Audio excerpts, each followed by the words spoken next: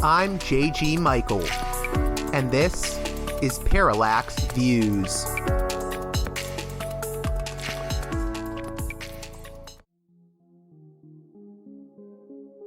Hey there, Parallax Views listeners. Before we get to this edition of the show, I just want to promote Wall Street Window, a website maintained by Mike Swanson that provides valuable insights on both financial markets and geopolitics. It's been around since 2003, and its slogan is "Be in the Know," and I highly recommend it as daily reading. So go on over to wallstreetwindow.com and keep yourself informed. This edition of Parallax Views is brought to you by the $10 and above tier supporters of Parallax Views on Patreon.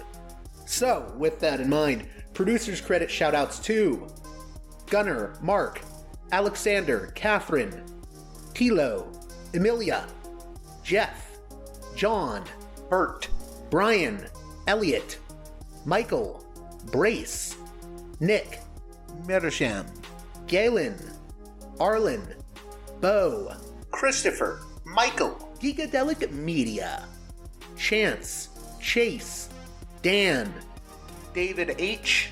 Y. Kellerman, Saaded 13, Kathleen, David, Ava, Bob, The West Bank Robbery Podcast, Jamie, Enoch, Gary, Max, Ishtofer, James, Martin, Matthew Ho, Brian, Nobody, Thomas, and Dano.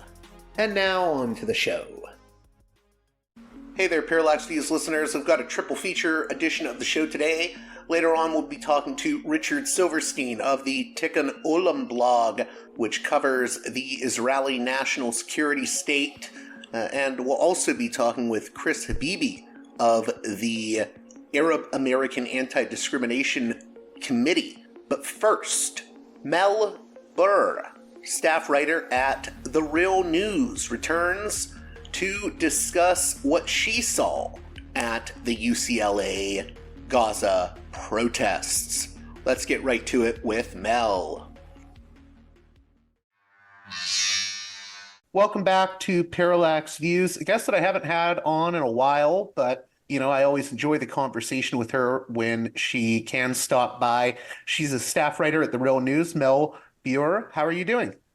I'm good. Yeah, it's been almost 5 years, maybe, since it's been a long time. I think I had you on when we were talking about that Protean magazine. Yeah. Yeah. I was still in grad school then. Hot damn. Hello. Welcome.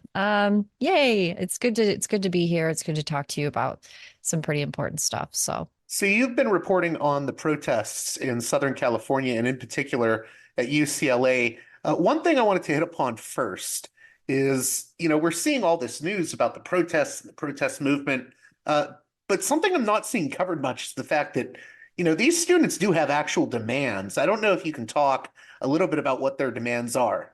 Yeah. So the UCLA students, like any of the campus occupations that have been happening over the last couple of weeks, have some pretty clear demands. The first among them is the first two is that they are asking the University of California, specifically UCLA, to disclose and divest from any of the major ties that they may have with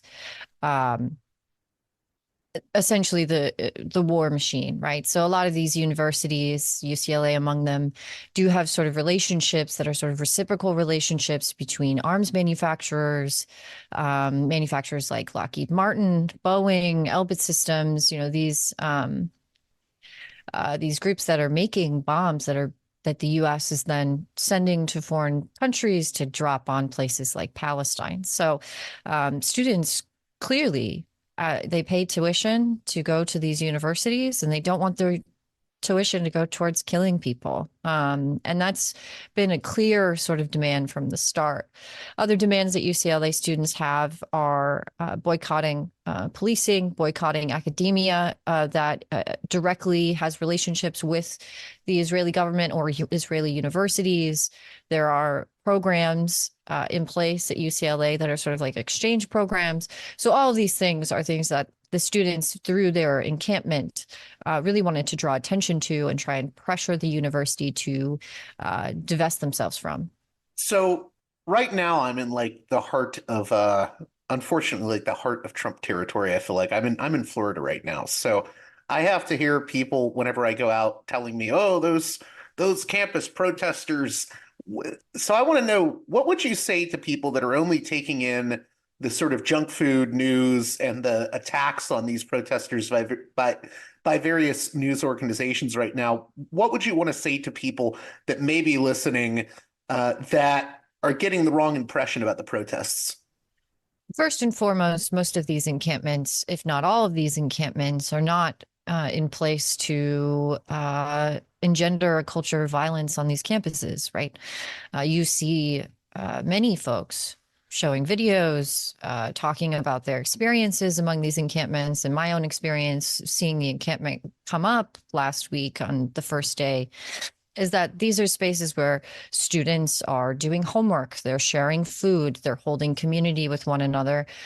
They have libraries, they have peer support spaces, they have workshops. I mean, all you have to do is look at a daily schedule for any one of these encampments. And what you're seeing are skill shares. You're seeing open conversations about the Israeli occupation of Palestine. You're seeing really this space to be kind of welcome to have your thoughts changed about it, right? And I think it's really important to note that these students are smart, they're brilliant, they know what they're doing. They have a clear sort of idea about what they're trying to do in these spaces. And the mainstream media has chosen, as tends to happen, as we know, if it bleeds, it leads. So you see more and more of these conversations around the police repression of these encampments and less about what they were there for in the first place, which is natural in a country like this one. And it's part of the story, right? As you know, that was sort of my entrance into the wider conversation about what's going on at UCLA is seeing the violence that has happened as a result of counter protesters' assault on these encampments, right? But that's the clear piece there, is standing in solidarity with Palestinians, standing in solidarity with Palestinian workers who have, over the last 6 months and even before the last many years, have asked for this, have begged, have pleaded for this, for anyone to acknowledge their humanity in the face of wholesale destruction. When did you first arrive at the protests in UCLA, and what happened on April 30th? Because things got very crazy. Yeah. So myself and a fellow reporter, Joey Scott, who I have worked with for a number of years with the IWW, we had seen some social media posts after Columbia's massive police response to the students occupying Hind Hall, asking for folks to kind of shore up the encampment at UCLA, especially because the university had declared that the encampment was an unauthorized assembly on the campus, which was a change in rhetoric from the last 5 days prior to that. So we just went to go and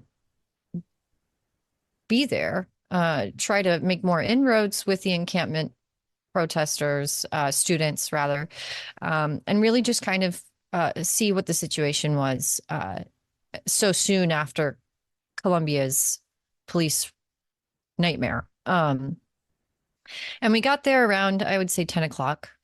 And we kind of posted ourselves up at a barricade that was that gave us a vantage point of the quad, where on one side you had the barricades and the encampment, and then on the other side, across a wide sidewalk, you had the counter protest that was happening, which was also behind its own set of barricades. And this middle no man's land in the middle was staffed by security and various other campus authorities, I guess you could say. And we were just standing there for, I don't know, probably about 30 to 45 minutes. The pro-Israel counter protesters were playing loud music on repeat. They were playing recordings of children crying. They were That's some playing. psychological warfare tactics there. Yeah. Mm-hmm. Their goal very clearly was to make it difficult for these students to sleep. And to their credit, these students were listening to, I guess, what was the Israeli version of Baby Shark. I'm not sure. It's whatever it was on repeat and it had a beat. And so they were dancing to it. And I don't think that made the pro-Israel folks very happy. But that was pretty much what it was for about 45 minutes. And then closer to 11, the pro-Israel side got into some sort of argument with the security and then began dismantling the barricades very quickly. And, there were about 150 to 250 counter protesters there. And they pulled those barricades apart really quickly and then made a beeline for the encampment barricades. They ripped down flags. They started ripping apart the wood slats and pallets that had been set up. And that began what was like 3.5 hours of just a constant assault on these students to try and enter their encampment and do more damage than what they were already doing. I've heard that these counter protesters were yelling things like Second Nakba, and also I know there was use of fireworks, right? Mm-hmm. I did not hear that particular phrase being said, but again, I was from a vantage point that was quite far away from where folks were pulling apart the fences. Myself, I stood up on the stairs just to get a better sense of what was going on and took multiple videos of the pro-Israel counter protesters firing large artillery shells, fireworks directly into the encampment. They were exploding at knee level. There are reports that it lit some of the tents on fire, which is not surprising. I mean, it was scary. It was very scary. And I know that because of those fireworks, at least one student was injured as a result of that.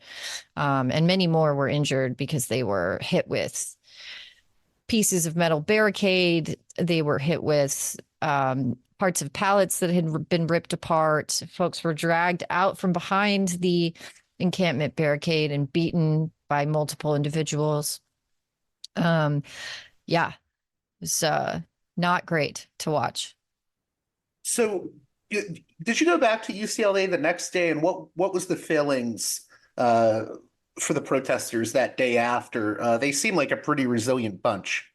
I didn't go back to the encampment the next day, but there are, my colleagues did, and there are a lot of videos on social media that really kind of show that the community rallied in the aftermath of the mob.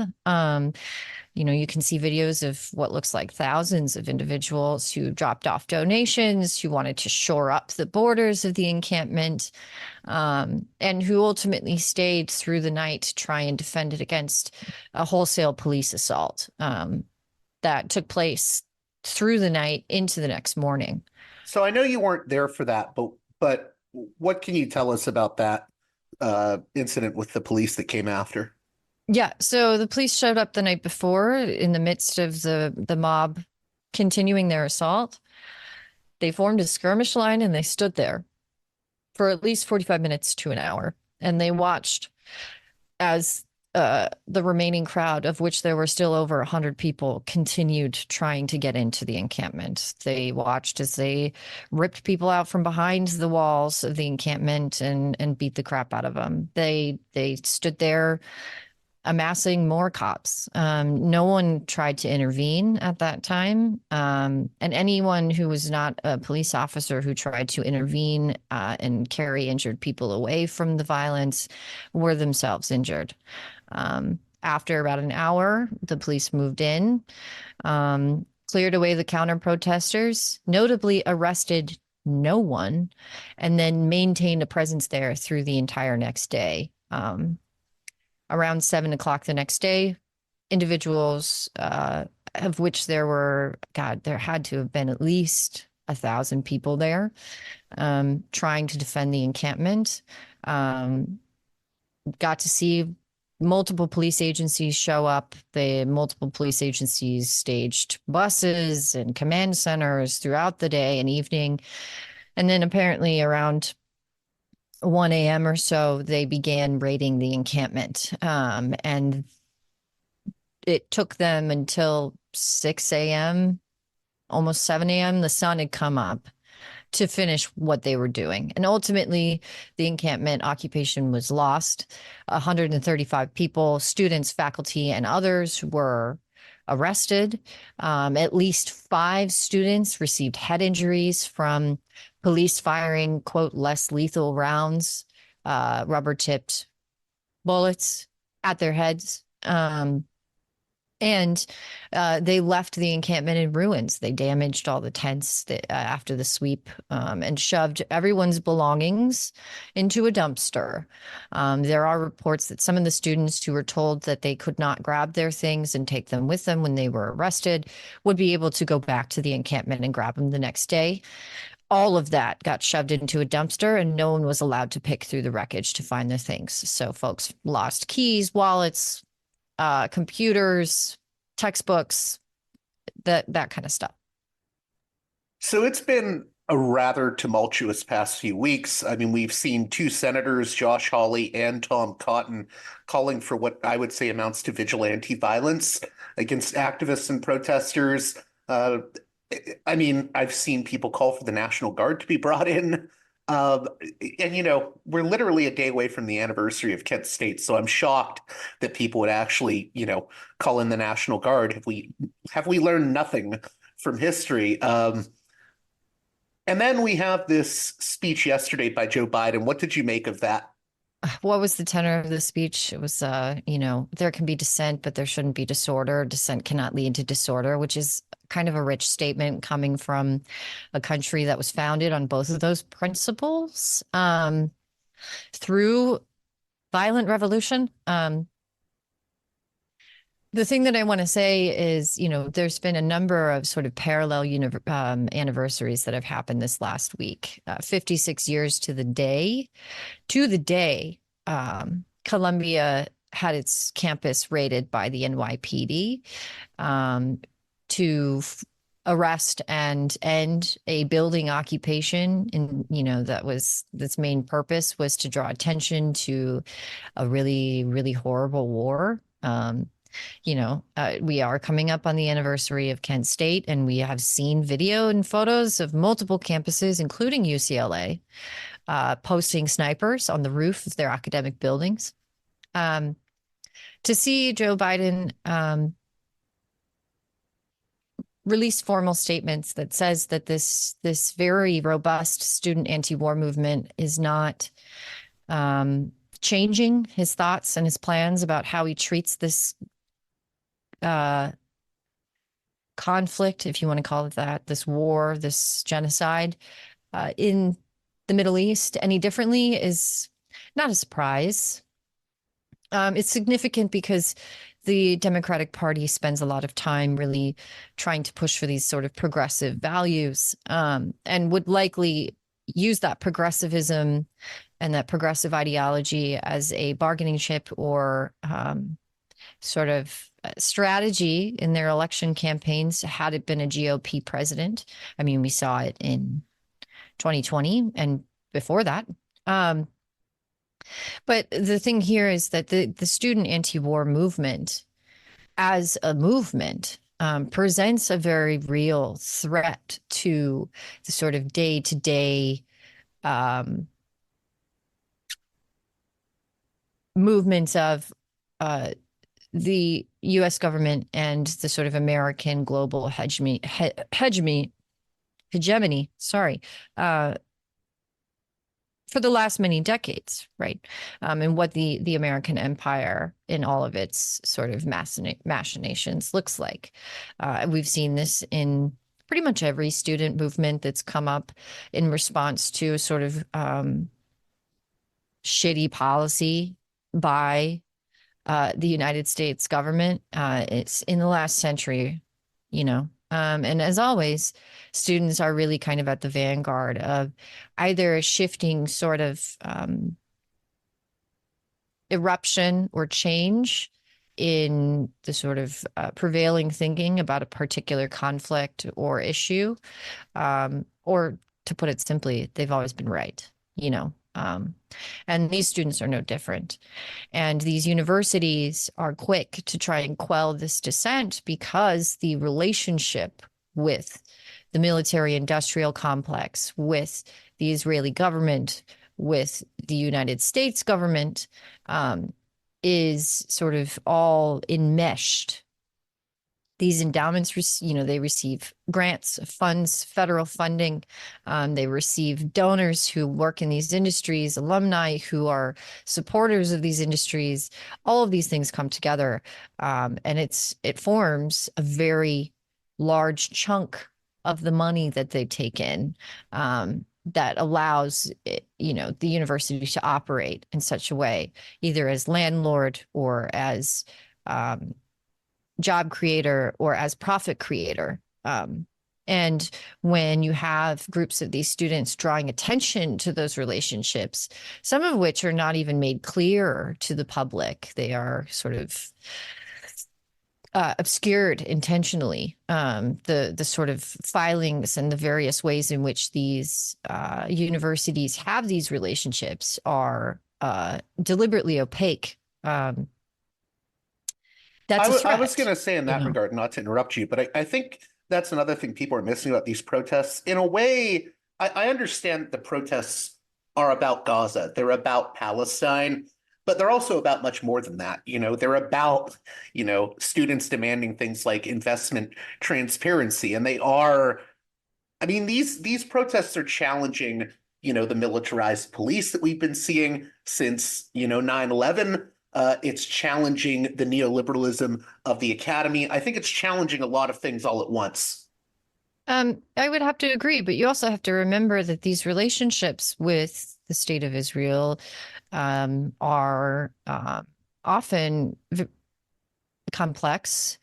And I don't mean to say that as like a way to distract from the conversation we're having, but you have to know that, you know, we know, and it has been known that police departments across the United States have been trained by or worked with the IDF in the past. So you see this hyper-militarization, and I think students are drawing a line between those agencies and how that works, right? We're seeing much of the same sort of tactics being used by American police that have been used against Palestinians during the long decades of occupation. And, you know, students are right to say that with these institutions of higher education, many of them prestigious and very rich institutions, a lot of the issues begin and end in these academies, right? And if the academy is willing and able and courageous and right and moral and just enough to divest themselves from the continuation of these relationships, maybe we can get back to what higher education is supposed to be for, which is, you know, debate, creation of knowledge, the collation of knowledge, and the curation of subsequent generations of informed, educated voters, people, workers, you know, philosophers, so on. So, you know, I will say, having been to a number of these encampments in Southern California, and having spoke to a lot of these young folks, because yes, they are young, they're 18, 19, 20, 21. These are the best and brightest of the American future, frankly. They know what they're doing. They understand the stake that they have in this, and they understand great personal risk that they are undertaking in order to fight for this cause, which is Palestinian liberation, which is a stop to the consistent war industrial machinery that churn out weapons of mass violence to be dropped on countries in the global south. And, do not underestimate what they're doing, and do not underestimate who they are and their understanding of their place in this movement. Before closing out, is there anything else you want to say maybe about where you see this movement and these encampments going forward? Because I do think they're already showing signs of a little bit of success. I know certain universities have basically agreed to at least some of the demands already. I'd have to pull up a list of the news stories concerning universities that have negotiated with the encampments, but I know there's already been cases where some unis have caved to these demands. They've given into the demands. Can you speak to that? Yeah, so universities like Brown University have made commitments to continue divestment negotiations at the start of the next semester. I will tell you, and there are others that have done the referendums, put it to the vote for the student body and the faculty, and those referendums have said, yes, we will divest, right? So, there's a number of different things that are happening here. Some universities really are willing to negotiate and put a distinct foot forward in divesting from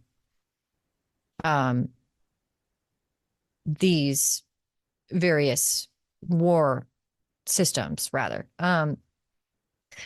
I will say that some universities, due to occupations that happened last semester after October 7th, at places like Occidental College here in Los Angeles, they had made a commitment to continue those negotiations with student representatives to disclose and divest from Israel or from systems like, Lockheed Martin or so on, and deliberately sort of drag those negotiations on until they had enough of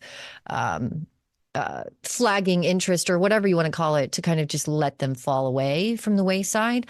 So at encampments like Occidental College, where some of their demands were met when they occupied an administration building last semester, the college decided not to divest, right? So the occupation the encampment that is happening now is a sort of conversation about, we're here to finish the job because you said you were going to do it and you haven't done it, right? So I think in terms of what we see in the future is, and we're already seeing this, is a continued pressure campaign that isn't stalled by summer break, that is picked back up in the fall when classes begin again, that says that you made this promise, we're holding you to it. Now, what that looks like, it could mean encampments continue in the fall. It could mean other occupations. It could mean boycotts of student events. I mean, it just depends on each individual campus's process here. One thing else I would say is that we've already kind of seen what is happening with regularity, what happens when the police break up the encampments, what happens when the university starts suspending students. The encampments get dismantled, they find another place to post up. And I think having that sort of unflagging energy to rebuild when things are torn down and to bring in more energy when the police try to repress this is paramount to the success of this movement. And to also try to think of ways within the sort of civil disobedience, within the sort of nonviolence, to escalate this pressure campaign. And that's going to look different wherever you go. All I can say about the wider sort of anti-war movement in response to the U.S.'s involvement in the genocide in Palestine is that we all kind of are looking on the horizon to the DNC, the RNC, the election, and then into next year, right? The anniversary of J6, the anniversary of J20, the inauguration, and so on, as potential flashpoints for this movement to coalesce more, to present a more unified front against the administrations that are sending billions to Israel and to other countries to continue their bombing campaigns. And so it feels like we're sort of at the start of another sustained eruption here in the United States. And what that looks like and how that plays out, you and I are both just going to be witness to it. You know what I mean? Right. I'm I not mean, going to try I feel and. at the very least we're in the I mean, this is I think we've seen a large generational shift on these issues, specifically Palestine, because a lot of younger people I know do not hold the views of their elders on this, and I do think they're challenging a lot of views that have long been held in the US with regards to Israel-Palestine. I agree. And I think that they're building on the significant work that the BDS movement has been doing in the last couple of decades, right? And they're building on the legacy that was cemented into American history for, you know, protests against South African apartheid, for example, and going back even farther, the Vietnam anti-war movement. And they're building upon these lessons learned, and they're using those as the springboard to move forward in their own organizing. It's extremely disciplined. It's full of rage, but it's also full of solidarity. It's full of optimism.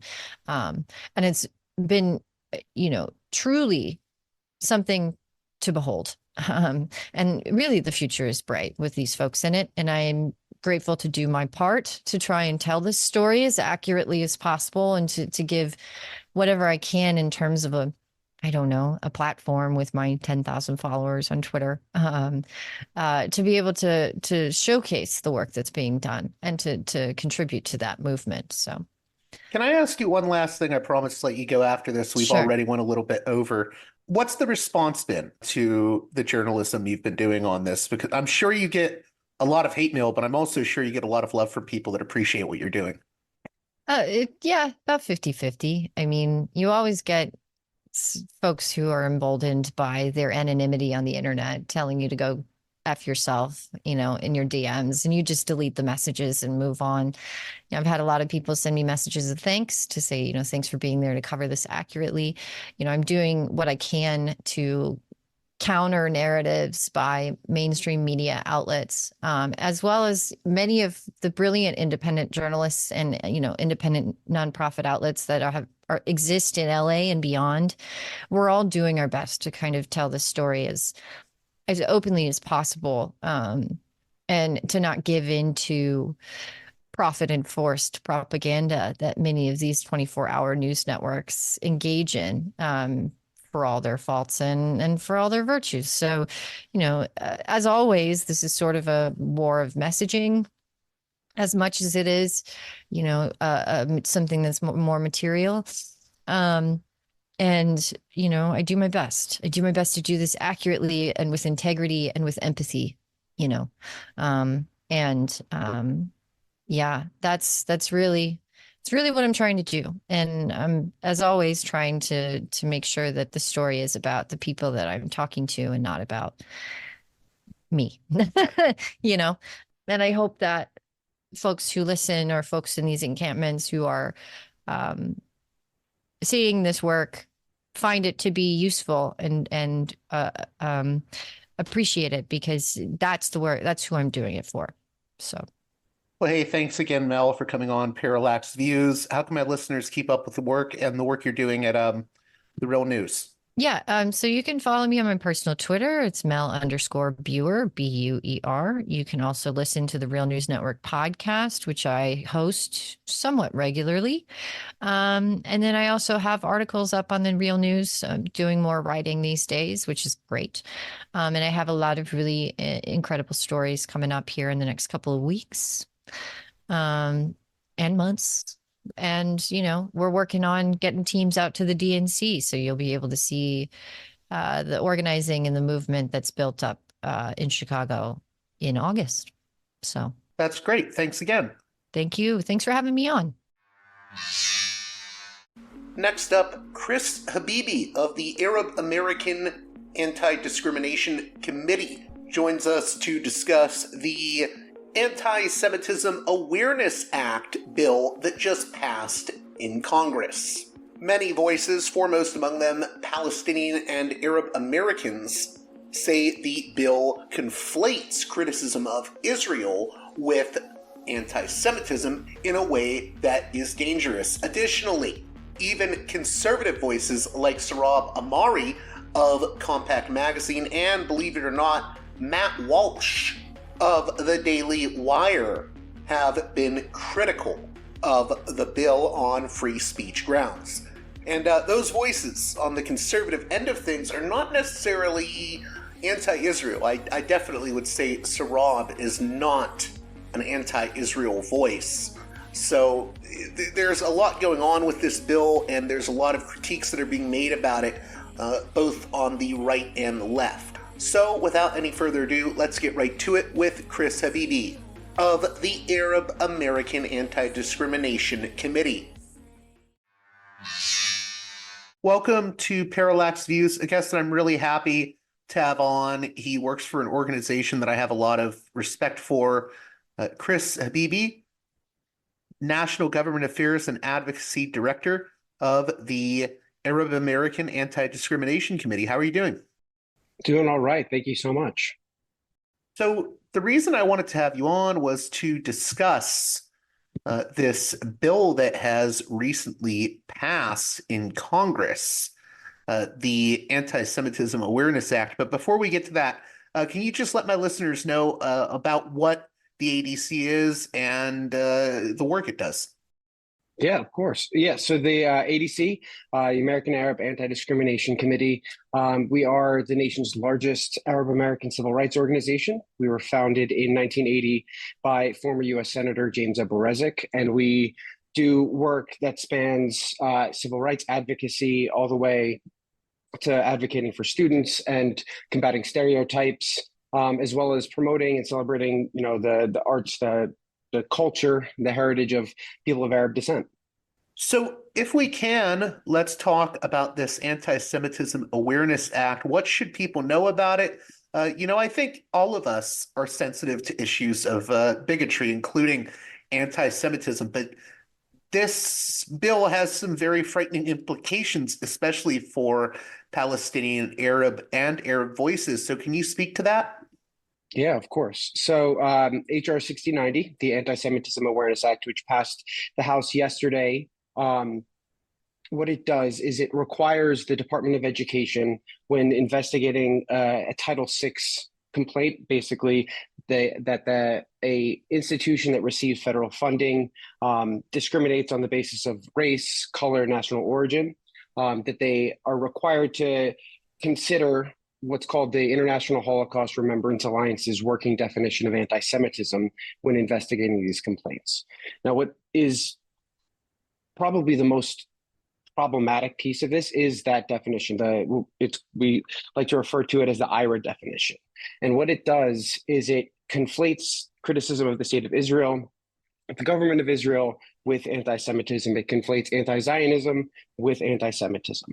And you can see this in the examples that they give as what would be considered anti-Semitism under this definition. 7 of those 11 examples are basically there to protect the state of Israel from accountability, from criticism. So now, if this passes the Senate, if this becomes law, what will happen is that the Department of Education will be forced to consider this conflation when determining if a school, college, university is discriminating against students on the basis of race, color, or national origin. What can be done now? Because for me, I just think this is deeply frightening in terms of being a free speech issue, because, conflating criticism of Israel or criticism of Zionism with anti-Semitism, I think that can lead us down some dangerous paths. And even the drafter of the IHRA working definition, Kenneth Stern, has said that he's worried about this being weaponized and used in this legal context. He was saying that back in 2019. So how can we stand up to this? Because, we've seen it pass through the House. Now it's going to have to go through the Senate. What do you think people need to know, and what can they do? Well, first, call your senators. ADC has put out an action tool for folks to be able to email both of their senators directly. All you have to do is put in your information so that we can make sure that the email gets to the right senators. I think driving calls, messages is the best way to let them know that you don't agree with it. And you're absolutely right to point out that the chief drafter, Kenneth Stern, is opposed to this. He's made it very clear that that working definition was never intended to be used in any sort of criminal or policy fashion. And he's even advocated on the state level against efforts to implement and adopt the IHRA definition on the state level. In the action alert that was released by ADC earlier today, there was talk of some of the other legislation going through Congress right now, being considered in Congress. Can you speak to those pieces of legislation? Let's hone in on what you think the most important ones are. Yeah, absolutely. Well, I think that outside of the Antisemitism Awareness Act, the most important one, and I'm going to quickly make sure that I have the correct bill number, because this bill actually doesn't even have a title. But what it does is it allows for a single government official to, because they disagree with any nonprofit tax exempt organization, disagrees with their views, that person can then revoke the tax exempt status of that organization simply by claiming that they are a terrorist supporting organization. Now, this bill has already passed the House. It's in the Senate, and that bill number is 6408, so HR 6408. And like the Antisemitism Awareness Act, I have also put out an action tool for that one, because right now it's threatening organizations like ADC, like American Muslims for Palestine, like Jewish Voice for Peace, like National Students for Justice in Palestine. And that's not an assumption. That's not, reading between the lines. In the hearing where they were voting on this in the House, the bill's proponent actually called out Students for Justice in Palestine. So it's not an assumption that this is why they're pushing for this bill and who they're targeting. But in a different administration, I'll say, if Secretary of Treasury decides they don't like a tax exempt organization because they're advocating for progressive policies, there's nothing in that bill that would prevent them from deciding that they are a terrorist supporting organization. And so it's crucial, because the work, especially of tax exempt nonprofits, is essential. We're the ones that are able to educate the public in a nonpartisan, in a sectarian way that no other organizations can. So that is probably the most dangerous bill outside of the Antisemitism Awareness Act that is currently in the process that's passed at least one house. Now, the other two bills that we highlighted in our email was HR 7921, which is the Countering Antisemitism Act. Now, this one was being pushed by Democrats in the House as somewhat of an alternative to the Anti-Semitism Awareness Act. This one creates a task force and a national coordinator based around the Biden administration's national strategy for countering anti-Semitism. But it still reinforces the narrative that anyone advocating for Palestinians in Gaza, opposing the genocide that's happening to Palestinians in Gaza, is a threat, is a danger. So even in this watered down Countering Anti-Semitism Act, we're still being demonized in a way that is terrifying. Not to interrupt you, but can you speak to that a little bit more? Because I know I've had other guests on that have said, well, the Countering Anti-Semitism Act is good, but the Anti-Semitism Awareness Act isn't. So I was wondering if you could go more into the problems you see with the Countering Anti-Semitism Act. Yeah, so I can understand folks that, when given the choice between the two, would prefer the Countering Anti-Semitism Act. Like I said, it creates a task force. It establishes a position of national coordinator for combating anti-Semitism.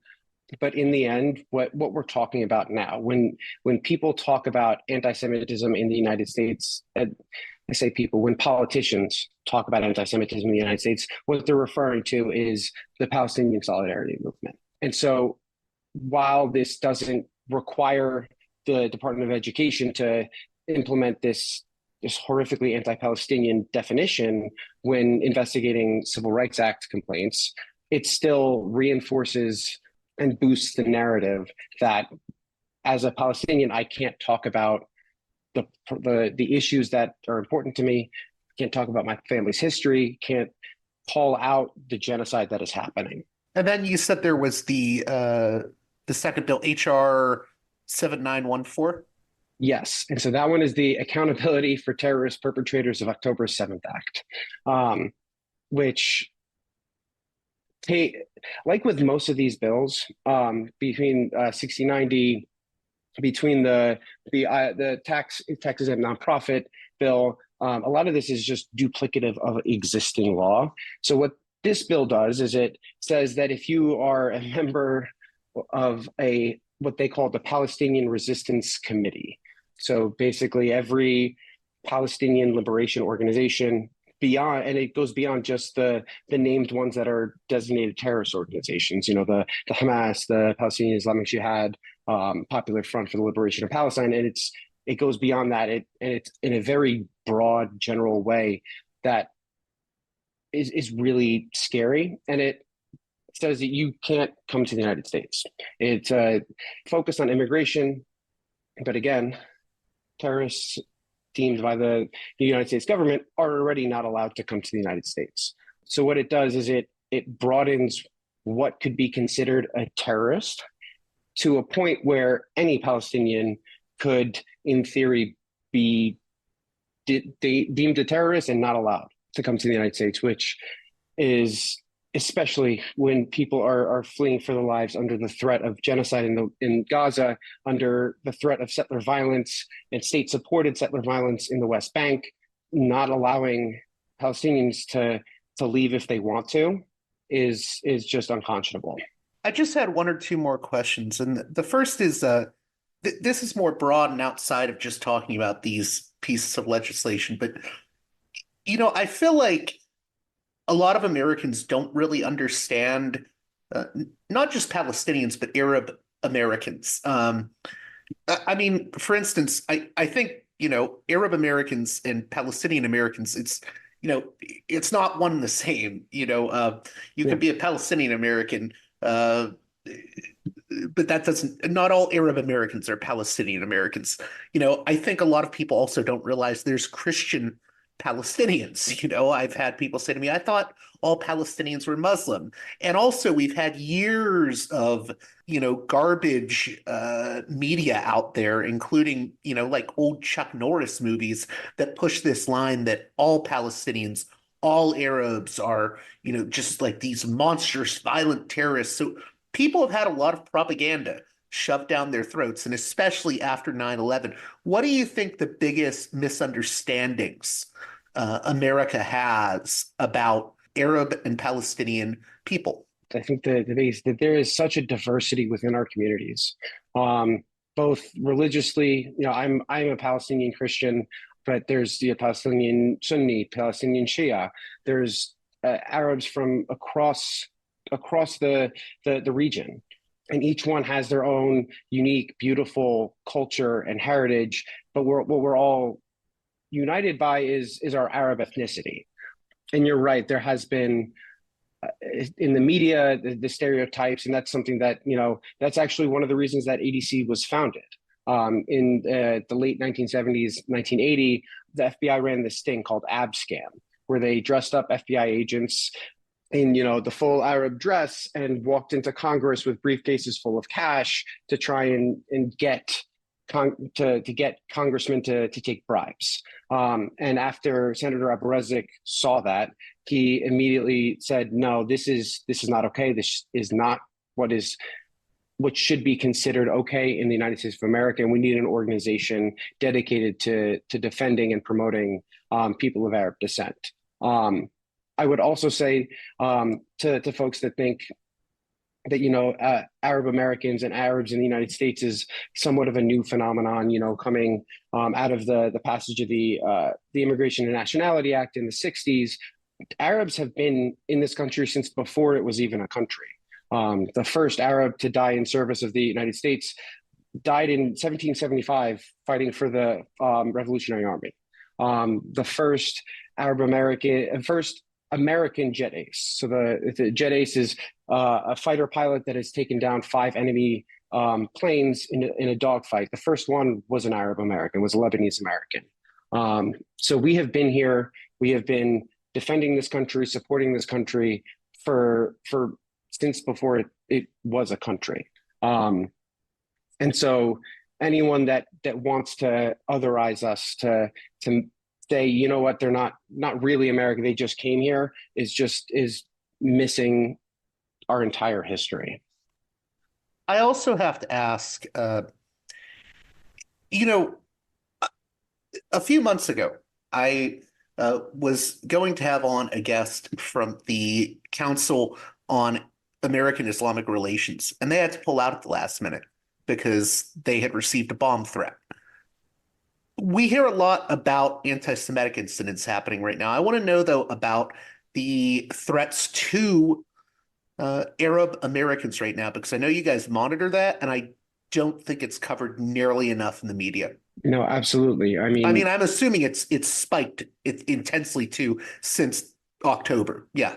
Oh, it absolutely has. ADC has we've hired an additional staff attorney. We've brought on legal fellows just to keep up with the caseload. And, with each new facet, now we're getting a lot of complaints and cases from students. But right after October 7th, there was the stabbing of Wadia al-Fayumi in Chicago. Who was killed for being Palestinian. There was the 3 Palestinian students in Burlington that got shot for walking down the street wearing the keffiyeh, the Palestinian scarf. And all throughout these last 7 months, we have seen conferences get canceled because of threats. Just vitriol, the employment issues. We just, ADC last week held a Know Your Rights webinar with the Equal Opportunity Employment Commission to help educate our community on what their rights are, because we have just received an overwhelming amount of intakes, to the point where we're collaborating with other organizations like CARE, like Palestine Legal, to be able to handle just the amount of cases that are coming in. I was going to say real quick, I'm glad you mentioned the conferences being shut down, because, even this past November, a lot of people didn't know about it, but I heard about it because I'm in Florida.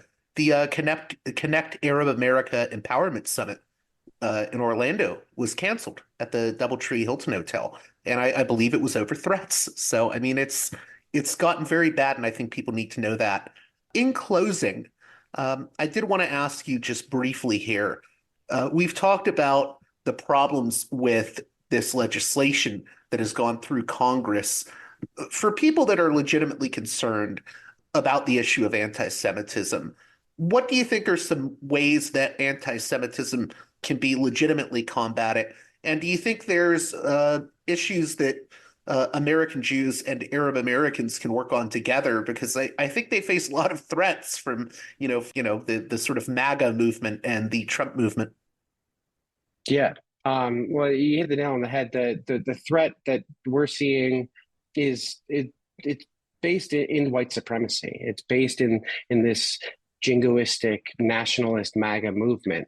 I think that there are organizations that'll help in terms of American Jews and Arab Americans working together to combat bigotry. I think that has shown throughout the history of the civil rights movement, all the way up to today, where it's Arab and Palestinian Americans standing side by side with Jews, with Black Americans, with Latinos, with all of these marginalized communities of color, and just any marginalized community. Because what any American of conscience knows is that if the rising tide lifts all ships. If one of us is being threatened, being attacked, then we're all being attacked because we're all marginalized. So I sincerely hope that there are ways forward. I know that I work closely with organizations like Jewish Voice for Peace that are doing just incredible work and really care about both combating what is, I don't want to say real anti-Semitism because that is not, it's not an accurate way to describe it, but to combat the threats that Jews are facing, but also advocating for the issues that any American, any person of conscience would advocate for. I want to thank you again, Chris Habiby, for coming on Parallax Views. How can my listeners keep up with the work ADC is doing? Yeah, you visit us, adc.org. Really easy. A is in Apple, D is in dog, C is in cat.org. You can sign up for our emails. Make sure you keep up to date with the action alerts that we have going. We can be found on social media at ADC National, on Instagram at ADC, on Twitter or X. Still don't know what to call it. So yeah, that's probably the best ways to make sure that you're staying abreast of what's going on.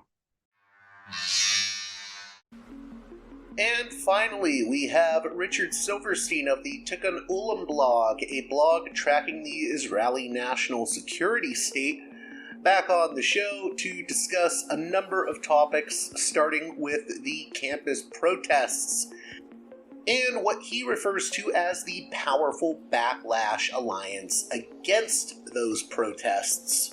All that and much more to follow in the conversation with Richard Silverstein. Let's get right to it.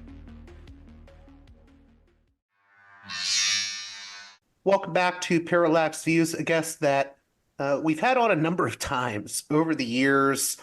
He's a bit of a fan favorite here at Parallax Views. Richard Silverstein of the Tikun Olam blog, which covers breaking news on the Israeli national security state. How are you doing? And I always feel weird asking that question, how are you doing at a time like this when I think a lot of us are under a great deal of duress. Maybe not as much duress as the people being directly affected in Gaza right now, but I think what we're seeing is very heartbreaking. Yeah, absolutely. It's very difficult.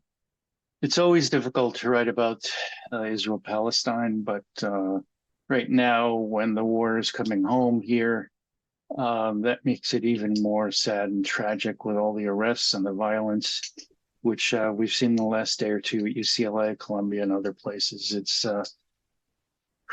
takes a toll. What I do here, combination of journalism and activism, means that you have a commitment to what you're reporting that's deeper, I think, than that of a mainstream media journalist. You're invested in the tragedy, and you're invested in trying to point to a better way forward. And you're often very sad at what you have to report. Maybe you can give your analysis of what we've been seeing over the past few days and weeks on college campuses, because I just feel like I'm living in bizarro world right now, because you can point out isolated incidents on campuses where maybe a student said something horrid or dumb, but we're now at this moment where there's this broad anti-activist and anti-protest rhetoric being used. I feel like we're moving towards police state America. It's horrifying. Yeah, I think I've written that post on Twitter that my view of what's going on is that administrators in all these different universities that are bringing in the police, that are basically approving of the police engaging in violence and even assaulting and harming professors. And having the faculty really in rebellion against the administration. I just think that is the turning the campus into a police state. They're basically at Columbia not allowing faculty on campus. They're not allowing students who don't live on campus to access the campus. They're going to have NYPD on campus until May 17th, which is probably commencement. it's just an astonishing turn of events. And I think that what you're seeing is two conflicting developments here. You have the campus protest movement on the one hand, and then you have the backlash against the campus protest on another. And this is often happens when you have a social movement like Occupy Wall Street, Black Lives Matter. I've seen the backlash against it. And the backlash consists of all of the power structures and elites that have something invested in maintaining the status quo. And so the thing about the vested elites engaging in the backlash is that it then bleeds back into the original movement and amplifies the movement, makes it more powerful, and makes it, in effect, more dangerous, because then you have the elites having to ratchet up their level of violence. And one thing I wanted to add here is that there is I call it an alliance among all of the elites.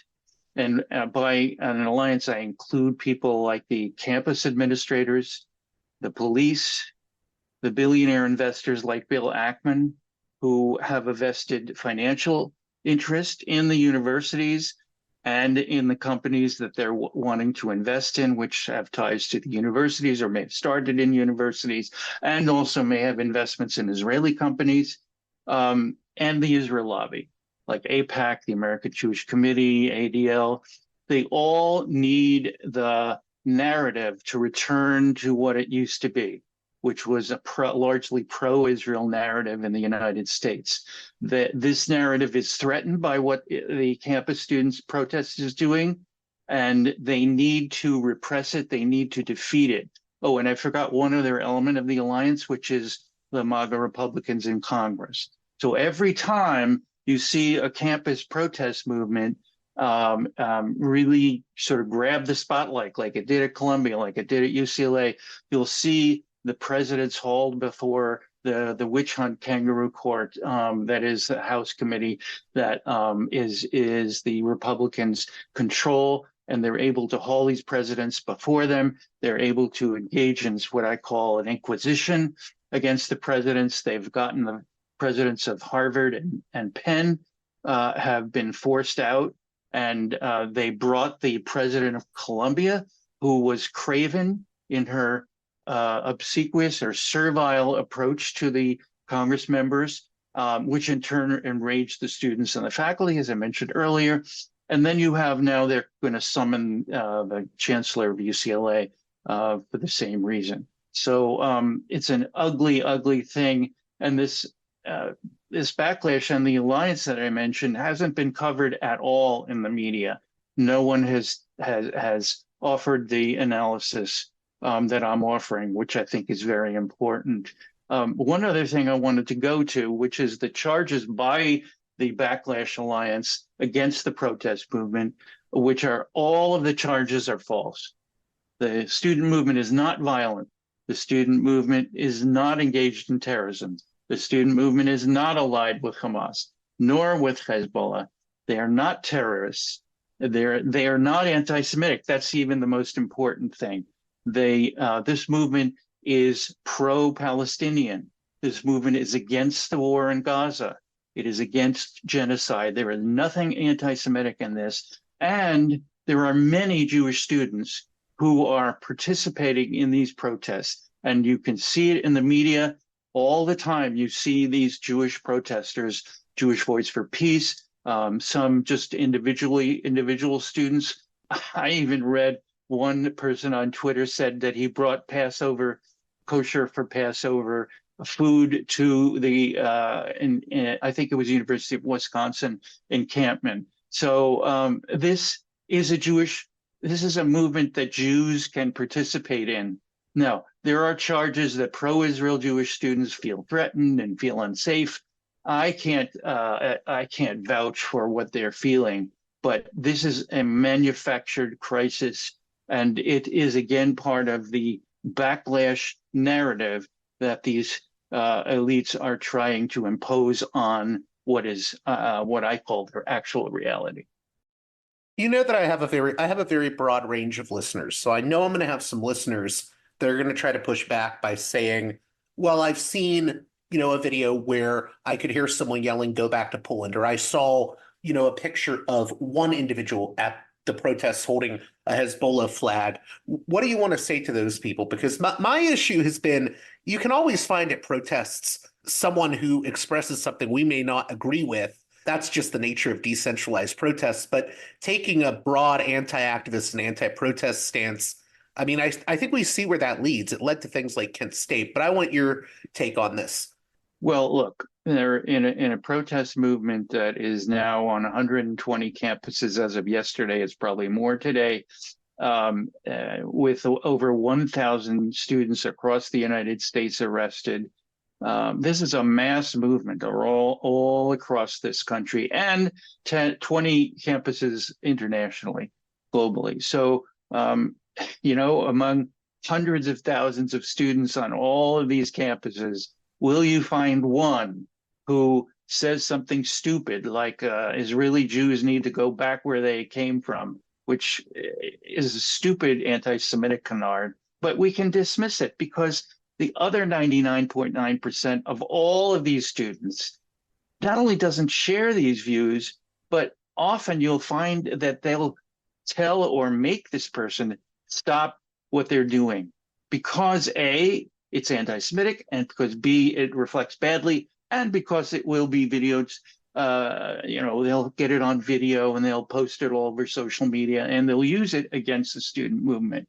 But we have to keep our attention on what is the issue. And this goes back to what I was just saying. The issue is Gaza. The issue is genocide. If the Backlash Alliance can focus attention on violence and call the protests anti-Semitic, then they can take the focus away from Gaza, which is what they ultimately need to do in order to preserve the pro-Israel narrative. They have to discredit it. They have to smear it in any way that they can. And that's one of the reasons, if you look at UCLA, if you look at the pro-Israel riot by outsiders, by the way, they're talking about the campus movement being fueled by outside agitators. That's what the mayor of New York said. This is basically a way of saying, oh, the Iranians are behind it or some such. Yeah, Hezbollah, Hamas. I mean, that's what, by the way, Jonathan Greenblatt, the CEO of the ADL, has said that literally, I'm quoting him verbatim, that the Students for Justice in Palestine and Jewish Voice for Peace are campus proxies of Hezbollah. Let that sink in. Campus proxies of Hezbollah. First of all, that's libelous because he knows it's false, and that's one of the criteria of libel. The second of all, it's completely ridiculous. Hezbollah has made no statements at all about the student movement. Hamas, yes, has said that they feel comfortable. Not comfortable, but they feel supportive. They're in solidarity with the students, which of course the students are saying they're in solidarity with Gaza, basically. So it's completely bogus. And again, part of that alliance, if you throw enough spaghetti up on the wall, some of the strands are going to stick, and that's what they want. They want all of the strands that they're throwing up on the wall to see whether a couple of them land in the narrative that the people of the United States are hearing. If they can do that, by the way, 71% of Americans oppose Biden's approach to Gaza. Only 21% support him. They need to try to dent that 71% and peel off some of those people from the consensus against Biden. And this is what they do to try to do it. And by the way, by the stupidity and the distortion that they're introducing and the anger and hostility they're introducing, it only amplifies the student movement. So these people are strategically stupid, if I can sort of analyze their strategy, because if they handle this a different way, a quieter way, or a more behind the scenes way, they might be able to control the narrative a little bit better. But they're really feeding right into the hands of the student movement, even though the student movement is not doing anything to provoke them. But that's still what the outcome is. I mean, it's quite crazy, some of the things I'm seeing right now. I'm seeing, figures like Larry Summers come out and say, look, they're hoisting up the Hamas flag. And I'm looking at it and I'm like, that's a Palestinian flag. That's not the Hamas flag. I'm seeing Right. on the Morning Joe, a cop come on and saying, look at this chain we have. This is an outside agitator chain. And you can tell it's the chain that students buy for their bikes at the university. And I Right. feel like I'm in a situation where I'm being told, don't believe your lying eyes. I mean, what? The thing about all of this manufactured outrage, by the way, I wrote a blog post that I called, I got the concept from another academic, but he calls it campus panic, which is related to the term moral panic, sociology concept, which is that the powerful elites in society need to gin up hysteria and fear, and they choose minorities and weaker elements of society in order to bring to bear this fear and hostility. And that becomes a form of social control, so that the powerful elites can retain their control over the narrative, the social or the political narrative.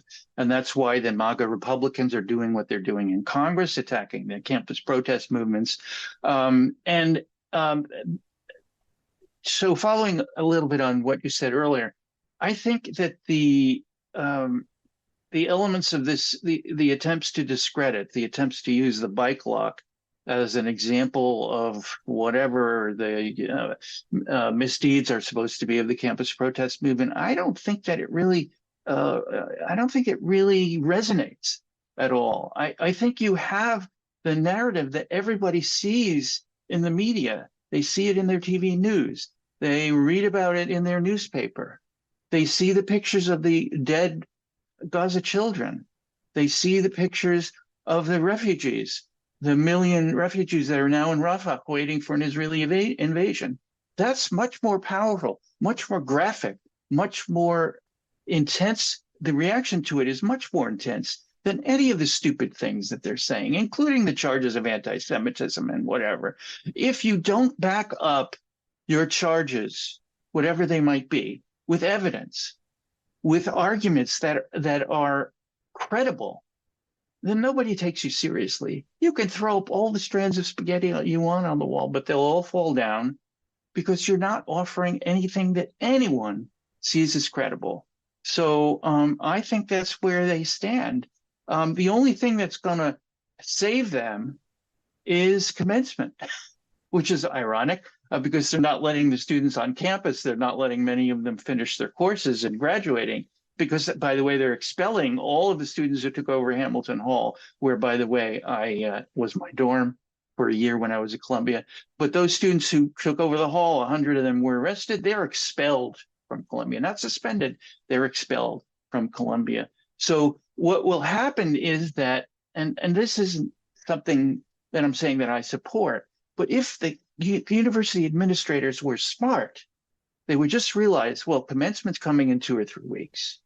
All we have to do is let the campus simmer, not provoke anything, and just live with it for 2 or 3 weeks, and the students will be going home, and they hope that the students will not be taking this movement back to their home communities, which they very well might, and continuing the protest movement in that way.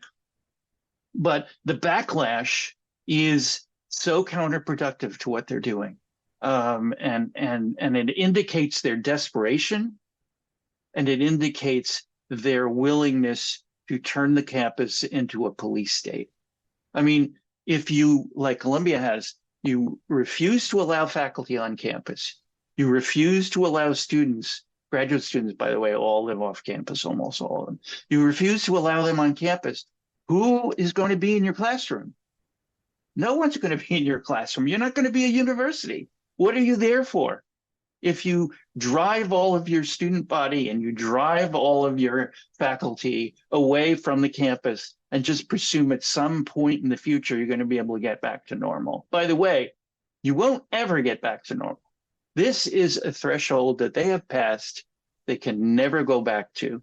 Even if the student movement dies down at some point in the future, we now have a new normal.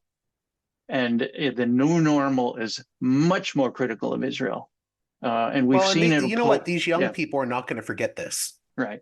They're not. They're going to go back to their community. They're going to come back to campus. And if the war is still going on, the movement starts up again. But even if it doesn't, these students have been through a crucible of fire, almost literally, and they will not go back to whatever their equilibrium point was before.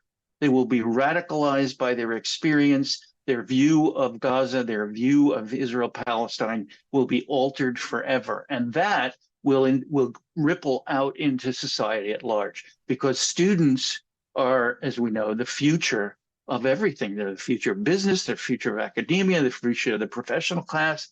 So they will go into those jobs and out into the world, and they will become the people who carry a message of what happened to them in college, and they will incorporate it into whatever their life is. So you look at the Gallup poll that came out about 6 months ago. It said for the first time, more Democrats are sympathetic to Palestine than they are to Israel. And so that itself, in addition, will ripple out into the American society. And Israel basically has lost America. The only allies they now have are pro-Israel Jews, which is becoming on its way to being a minority among American Jews because they're opposed to what's going on in Gaza.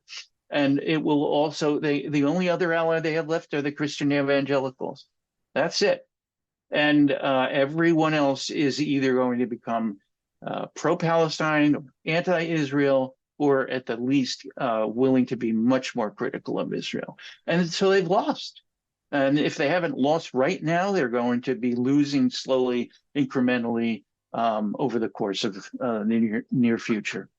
I was going to say, I know you're a critic of a lot of people that describe themselves as liberal Zionists, but even some liberal Zionists I've met have started to be like, I'm not liking the direction Netanyahu is taking this. So I am seeing there is a shift going on, I think, just more generally with the public. I wanted to tell a story real quick, and then this will segue into the issue of the bill that just passed in Congress, the very scary bill.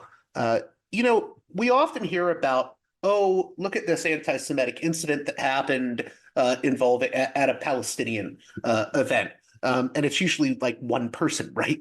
I've been to Palestinian events before, and I've actually seen weirdo right-wing anti-Semites try to infiltrate those events. The type of right-wingers that talk about anti-Semitic tropes like Zog. And I've literally seen Palestinians say, I don't want to have anything to do with that. At one event, I even, met one of these right-wingers, and they said, these people are too liberal for me. See, but that doesn't get reported in the press when, anti-Semitism is rejected by Palestinian solidarity movement people, because I guess that's not juicy enough for people or the media. But I've seen it personally, anti-Semitism be rejected at these events. And that leads me into this issue of the bill that just passed in Congress, the Antisemitism Awareness Act. What do you make of this? Because I think this could be very dangerous. Yeah, let me get back to that. I want to give you two small anecdotes going back to what you said originally in this question that you were asking me. And that is, there was pro-Israel people on social media found a guy who is a Christian nationalist. And they said, he's outside the gates of Columbia, and this is what the student movement is. Well, he's a Christian nationalist. He's a neo-Nazi, basically. And he wasn't outside the gates of Columbia. He was somewhere else. And he wasn't in the student protest movement. And that was totally discredited. So again, it's another strand of spaghetti. Throw it up on the wall. It dropped down because everybody just ridiculed that charge. And another thing, I've been participating in Seattle, here in Seattle, protests, and I noticed at one protest there was someone who held up a banner, not a banner, but a poster, and it showed Bibi Netanyahu and Joe Biden, and they were dressed in the Nazi sort of uniforms of Mussolini and Hitler, and just their faces were, and then the uniform was below. I looked and I said, "Oh my God, that is just really incredibly offensive." And I was looking around for, monitors that are controlling what's going on, or safety people. And I was looking for them to go over and talk to them about it. And 30 seconds later, I looked back at the same guy. Sign was gone. I don't know what happened, but the sign disappeared. And that's as it should be. That is the people policing them, not policing, that's the wrong word, but the people controlling the narrative, controlling the message that they're giving. They themselves are inherently aware of what's anti-Semitic or what goes beyond the pale. And they are stopping those things from happening because they know it doesn't represent the movement that they've created, and that it reflects badly on them. But I don't want to say that's not the primary motive here. The primary motive is that it doesn't reflect the ideas and the values of the movement. So now let's go over to IHRA, the International Holocaust Remembrance Alliance, I believe is what it stands for. This is a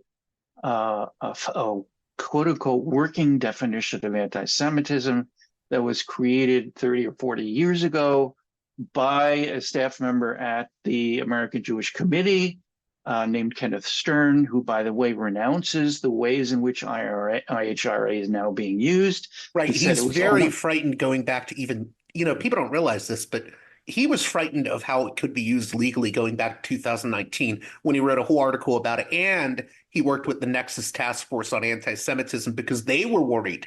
These Jewish leaders in the Nexus Task Force were worried about how this definition could be used legally against activists. Right. He says, I don't like the IHRA. I would never have liked it even whenever it was created. I would have opposed even Kenneth Stern's involvement with it and his statements about it when it first was created. But I do appreciate him renouncing it afterwards. But when he did create it, this is what he said in 2019. He said it was supposed to be a working definition, not something that would be used as a final protocol to define what anti-Semitism is and decide to take what action against anti-Semitism. So it's provisional in his mind. It wasn't meant to be a finished product. But the American Jewish Committee and all these other Israel lobby organizations, and keep in mind that these people are not concerned with anti-Semitism. They are concerned with maintaining the pro-Israel narrative. And this is yet another tool in their toolbox to try to repress legitimate speech, political speech about Israel, to repress criticism of Israel, and to make any criticism of Israel, especially anti-Zionism, especially pro-Palestine rhetoric, to make it anti-Semitic and therefore smear it and discredit it so that it can't resonate in society. There has been a lot of pushback against this by members of Congress, and there is great doubt whether this will have to go from the House where it was passed to the Senate, and there's a lot of doubt whether the Democratic Senate wants to take this up. And I think anyone who has any contact or has had any contact with their senator who's listening should write an email to them or post on social media about IHRA and let their senator know that they oppose it, that they don't want it taken up, and that it is a suppression of speech, and it is not something that protects Jews. This is not anything to do with anti-Semitism. Anti-Semitism is hatred or provocation or violence against Jews. That is all it is. It has nothing to do with Israel, unless an anti-Semite wants to talk about Jews in relation to Israel and wants to blame Jews for what Israel does or for Israel's crimes. That's anti-Semitic when you single out Jews in that way. But if you are a critic of Israel and you are a supporter of Palestine, and you talk about Israel, as a nation state, and not having anything to do with Jews or Judaism, and blaming Jews for what Israel does, then you haven't engaged in anti-Semitism. And there's 11 criteria in the IHRA. I can't remember the number, but 4 or 5 of them deal specifically with Israel and say, if you single out Israel as a state, then you're engaging in anti-Semitism, which is ridiculous.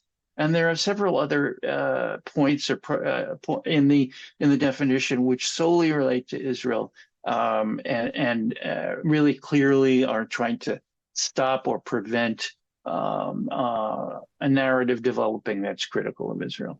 I think the big issue with the IHRA definition, working definition, is that there's so many ambiguities in this definition. I also wanted to ask you about the events at UCLA. I mean, I'm seeing pro-Israel counter-protesters shooting rockets, like of fireworks, basically using a firework as a rocket and shooting it into the encampment. This is disturbing to me. And I also saw the video of these pro-Israel counter-protesters yelling "Second Nakba." Can you comment on this whole situation? Well, they also use the N-word. They threw things like a scooter into the protest encampment. They threw fireworks. They had sticks that they were using to try to, the police had erected a barrier between the pro-Israel and the pro-Palestinian group. They tried to rip the barriers down. And by the way, I want to talk about this alliance, go back to that. The GoFundMe account supporting the pro-Israel people at UCLA has collected $93,000. $10,000 came from Bill Aickman, who your viewers and listeners will remember was one of the key people who got Claudine Gay fired, not fired, but she was forced to resign as the president of Harvard. So billionaire Bill Aickman, who runs Pershing Management, hedge fund, has funded the violent protests at UCLA. And Jerry Seinfeld's wife, Jessica Seinfeld, has given $5,000 to the same movement. And they use that, by the way, not just for the violence that they engaged in. They put up a huge video screen, a stadium-sized video screen on the UCLA campus. With all of the equipment that you see in stadiums at concerts, all of that metal framework, and then a huge screen, and they aired video of the 10/7 attack, the Hamas attack on Israel. And they also had this huge sound system, and they blared the sound system so that it would be sort of a noise weapon against the campus protesters. And finally, in that GoFundMe account, they changed the name several times, but one of the names was Bruins for Israel. Bruin is the mascot of UCLA. So this is the name of the student group on campus that is pro-Israel. And that has been funded by people in the past, like Aickman and like Seinfeld, and also the fellow who funds Canary Mission, Adam Milstein, who's from LA. They all have been funding this activity on campus. Going back even before this, they were funding pro-Israel candidates in student elections at UCLA. So the other thing to point out about the pro-Israel goons, and I'll call this, by the way, a pogrom that they instigated, is that they are not students. They are the outside agitators. They are the ones who are bringing violence on campus, and their violence enabled the governor of California to send hundreds of police last night onto campus, even though first of all, there was a student protest, but there were 1,000 people outside the student protest supporting them, but who didn't join the encampment itself. So the police were there to arrest all of the campus student protesters. So they exploited the violence, the pro-Israel violence, to repress the pro-Palestine movement on campus. And that's, again, another one of the tactics and the strategy of the pro-Israel lobby. What do you think, by the way, of I wanted to ask you about the ADL and Jonathan Greenblatt's comments. I see a lot of people saying, I can't support the ADL anymore because of Greenblatt. And I like to point out, the ADL has a very checkered history going back many decades. We have the FBI FOIA documents showing that they were spying on Arab American students going back to, the 60s even. And we also have the Roy Bullock scandal involving South Africa. I don't think people realize this goes back a long time, and in a lot of ways, I'm not surprised that Greenblatt is throwing his hat in with figures like Mike Johnson and these MAGA people, because I do think there is sort of an alignment. We see it with Greenblatt and Elon Musk. Right. So one thing that I think is important to know about Jonathan Greenblatt, which is very rarely spoken, and by the way, this guy earns $1.3 million a year. 1.3 million. I looked it up 2 days ago. So I call him a grifter. He is exploiting, quote unquote, his anti-Semitism, his definition of it, in order to gin up hysteria in the American Jewish community and outside of the American Jewish community, and MAGA Republicans, like you mentioned. And that enables the ADL to go to its donors who are white, male, and older, because the young generation wants nothing to do with what the ADL stands for. Very, very few young Jews are going to be affiliated with the ADL, and their wealthy fat cat donors are going to eventually die out. And I don't know what the ADL is going to become then. Greenblatt, by the way, will be probably be long gone by then. But the ADL has these very wealthy donors like Aickman, many others. I should do some research into coming up with the names of some of them. But the cast. Bernie Marcus, the founder of Home Depot, the Schusterman family, which got their wealth from oil wells in Oklahoma. They all are funding ADL and these Israel lobby groups to the tune of hundreds of millions of dollars over the course of years and decades. So that's where Greenblatt has to cater to that coterie, to that group of people, and they in turn fund the ADL. So it's like a feedback loop that Greenblatt makes these outrageous statements about the student protest movement or about anybody who's critical of Israel, and that feeds back to his donors who are happy with what he's doing, and they in turn will funnel money to the ADL. So it's really a vicious circle that really maintains what Greenblatt does and sort of ratifies or motivates him to make the statements that he does by calling JVP and calling SJP campus proxies of Hezbollah. He can go back to the billionaires and say, I've done my job to attack and smear the anti-Israel movement, and I'm your sort of your hero, I'm your avatar who goes forward and fights against these forces that you hate. That's what it is.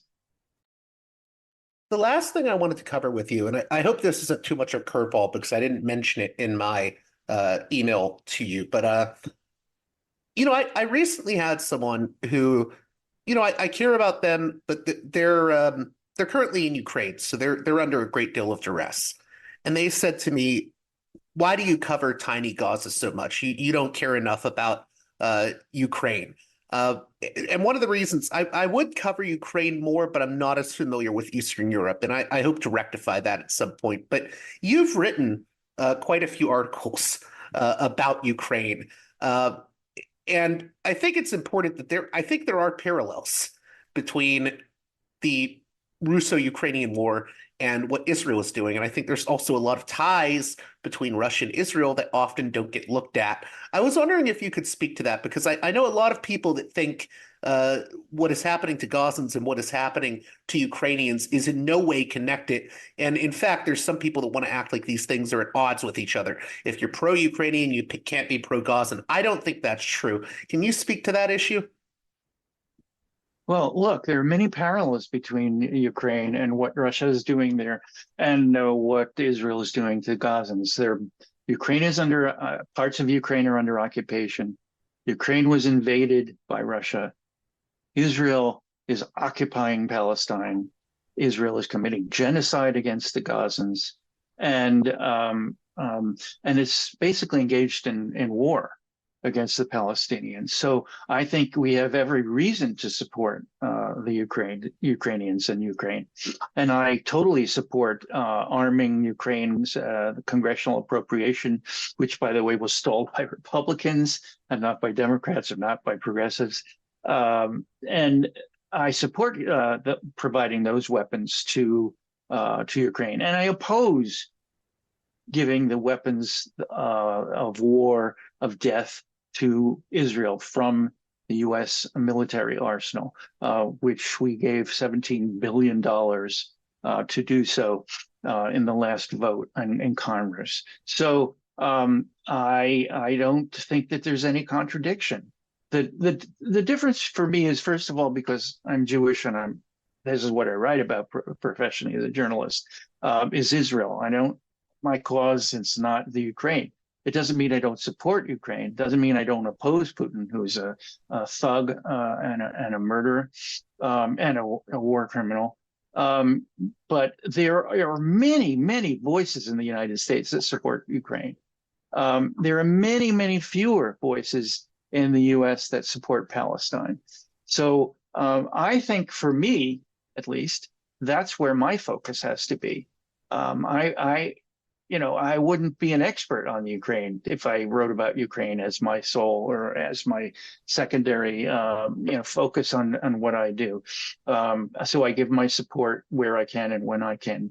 But, the entire Democratic Party in the United States supports Ukraine. So if the entire Democratic Party in the United States supported Palestine or supported even a two-state solution, I wouldn't need to be doing what I'm doing, because there wouldn't be a war anymore. There would be a state of Palestine, I suppose, if I project, which I shouldn't do. But so that's how I would respond to that. The other thing, going back to what you said about Israel has been co-opted by Russia because many Russian oligarchs are Jewish. This is what I wanted you to talk about. Yes. Go on. And so Roman Abramovich and Boris Berezovsky and the names are legion. I mentioned his name. So many of them left Russia for various reasons, and they came to Israel. And they are now in Israel. And they are now using their billions to invest in Israeli companies. And they've worked their way through the networks in Israel, business networks, and now they've been integrated into the Israeli political system and exerting their influence inside Israel.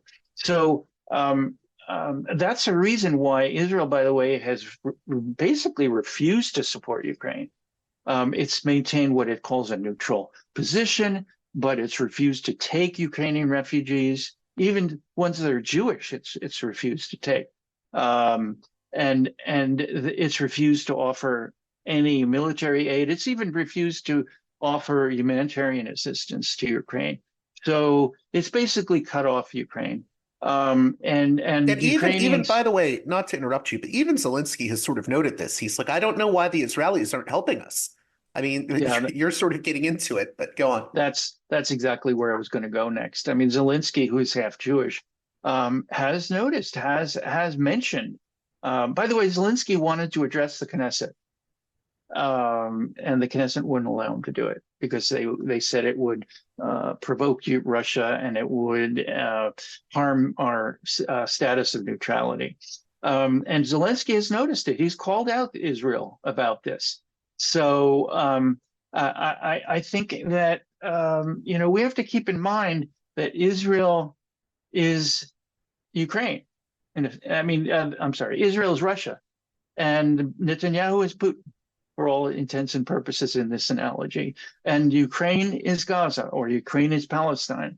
We have to, if we're going to talk about this, we have to make sure that that's the framework from which we do so. I also wanted to add in that regard, I find it very telling that if you look at a figure like, say, Bezalel Smotrich, he talks about the need to denazify all the Palestinians in Gaza and the West Bank. It's the same rhetoric that we see from Russia with regards to denazification. But I digress. Is there anything you want to say in closing? And is there anything you'd want to say? I've always been curious about this because I do have a broad range of listeners, including I've even had listeners that say that they consider themselves liberal or progressive Zionists. What would you want to say to them? What I would say to them is, this is not a Jewish value. Whatever condemnation you want to offer for Hamas did on 10/7, if you are not horrified by what's going on in Gaza, you need to get a new prescription for your glasses, or you need to put on your glasses and you need to be able to see what is going on there.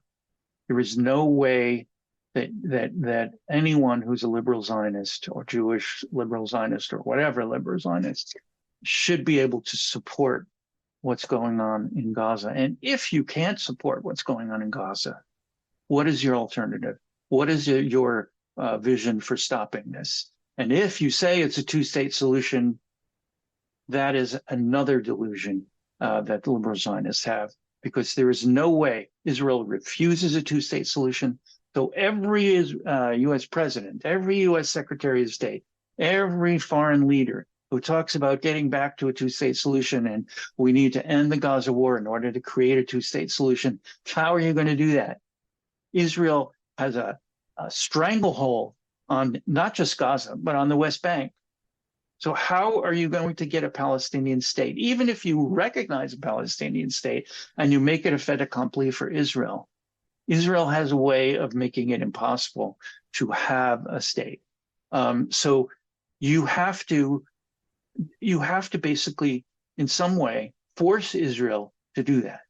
And the only way is with an outside UN or some outside party, either maybe engaging in sanctions against Israel, economic divestment against Israel, or basically some way forcing them, if the United States would be able to do that with other Israeli allies like the Europeans. And I don't see that happening anytime soon. So any support that you give to Israel of any kind fuels what is happening in Gaza and fuels the movement against a two-state solution. So please, to them, reconsider what you're doing. Do some more reading than whatever you've done. There are plenty of really excellent books about this conflict that will open your eyes. Plenty of movies, plenty of documentaries that will present this phenomenon in a way that I think reflects reality, as opposed to liberal Zionism or the views of the Israel lobby. And how can my listeners keep up with your work, as always? Well, the blog is Tikun Olam. Your URL for the blog is richardsilverstein.com. I also publish somewhat regularly in the New Arab and Middle East Eye. I've got a new piece that's going to come out next week on what's happening on the campuses in Middle East Eye, and also less frequently in Jacobin magazine. So I would urge your listeners who are interested to try to follow my blog. You can subscribe to it, and I also gratefully accept donations from people to support my journalism and activism. Well, that does it for this edition of Parallax Views. I hope you enjoyed the conversations on this edition of the program. As always, if you appreciate the work here I do at Parallax Views, please consider supporting me on Patreon at patreon.com/parallaxviews. One more time, that's patreon.com/parallaxviews. And with that being said, until next time, you've been listening to Parallax Views with Parallax Views to Parallax Views with Parallax Views. The way out is not simply to say, don't do it, just to prohibit. It's nothing else. If we don't do it, others will be doing it like crazy. So, we have to confront the problem. But no, basically, I know of the great anxieties, problems, new forms of control, but it's also new forms of freedom. This is why I always emphasize that internet and all this new digital stuff, it's a very ambiguous phenomenon, but it's the field of struggle. New forms of enslavement, but at the same time, new incredible forms of freedom. We have to accept the fight with no nostalgia for old, allegedly more authentic communities or whatever. I'm not afraid. I'm not afraid. I'm not afraid. I'm not afraid.